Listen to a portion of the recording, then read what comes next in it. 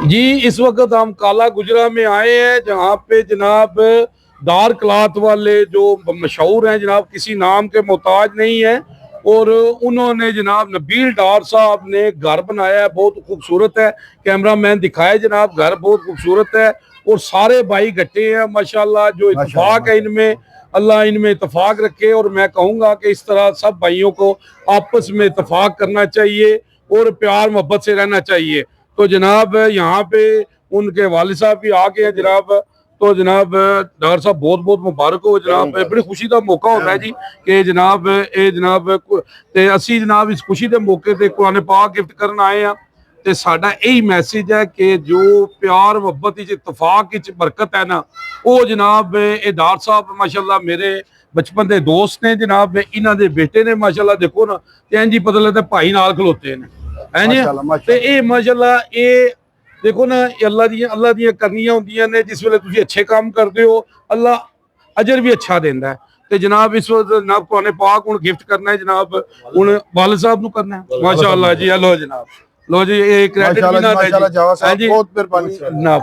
ते जनाब मैं कहवांगा जनाब इस मौके ते कि जनाब ये डार साहब माशाल्लाह देखो अजे भी जवान ने ते माशाल्लाह सदा जवान रहन। ते देखो बंदा आदे ने उस वेले जवान होंदा जिसले बच्चे जवान हो जान। हाँ जी अखां दे सामने ना बच्चा फिर बाप जवान हो जाता है। हाँ जी ते माशाल्लाह जी अल्लाह जैसा कोई दाता नहीं ते माँ बाप जैसा कोई नाता नहीं। ये जी साडा आज दा मैसेज है जनाब। डार साहब कुरान पाक गिफ्ट किया है, चिराग थले अंधेरा है। अक्सरियत साडी कुरान पढ़ रही है, तर्जमे नाल नहीं पढ़ रही।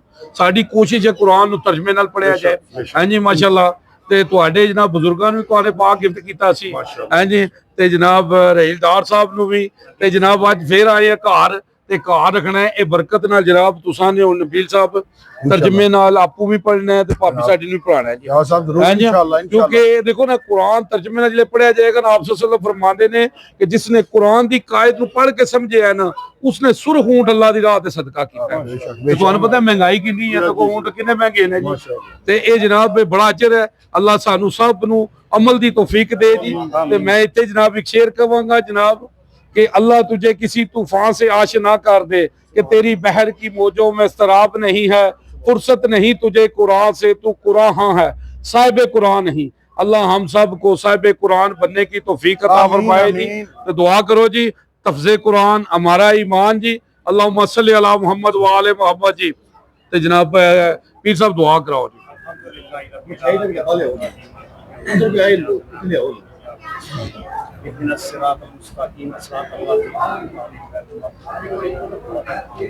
या फत्ताहु या फत्ताहु या फत्ताहु या मलाइकातुकुम या मलाइकाति अंतोगी आमीन जी आमीन। की मुरादी व मकसूदी व फजूली माली व वलादी व वालिदी अल्लाहुम्मा मगफिरली वरहमनी वरहमनी वरज़ुक़नी व सल्लल्लाहु तआला आमीन जी आमीन जी। लो जी बहुत बहुत मुबारक हो जी डार साहब, तुहानू भी डार साहब बहुत बहुत मुबारक हो जनाब। हाँ जी सब नूं मुबारक ने जी, खुशी का मौका है। हाँ जी जनाब ठीक है। आओ जी इधर आओ, इधर ही मारो जी, इधर मारो जी। बेटा बंद करके फिर पढ़ाओ।